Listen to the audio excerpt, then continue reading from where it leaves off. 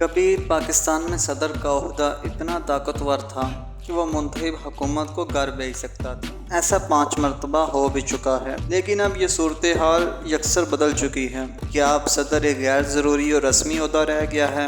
آج ہم اس پر بات کریں گے۔ جنرل ضیاء الحق نے 8ویں آئینی ترمیم کے ذریعے صدر کو یہ اختیار دیا تھا کہ وہ قومی اسمبلی توڑ کر منتخب حکومت کو گھر بھیج سکتا ہے۔ پہلے 13ویں پھر 18ویں آئینی ترمیم کے تحت اس اختیار کو اب ختم کر دیا گیا۔ اب صدر خود سے اسمبلی توڑ نہیں سکتا، اب صرف اس صورتحال میں توڑ سکتا ہے جب وزیر اعظم صدر کو ایسا کرنے کی ایڈوائس بھیجے۔ اسمبلیوں کے تحلیل ہونے یا کسی بحران کی صورت میں وہ انتظامی فیصلے بھی کر سکتا ہے، جو عام طور پر وزیر اعظم کرتا ہے۔ نو منتخب وزیر اعظم اور وفاقی کابینہ سے حلف لینا بھی صدر کی ذمہ داری ہوتا ہے۔ پاکستان میں صدر ملک کا سربراہ، فادر آف دی نیشن اور اتحاد کی علامت ہوتا ہے۔ صدر پاکستان فوج کا کمانڈر ان چیف بھی ہوتا ہے، لیکن ملٹری چیف کی اپوائنٹمنٹ کا اختیار جو پہلے صدر کے پاس ہوتا تھا وزیر اعظم کے پاس چلا گیا ہے۔ پارلیمنٹ میں منظور ہونے والا ہر بل صدر کے دستخط سے ہی قانون کا حصہ بنتا ہے۔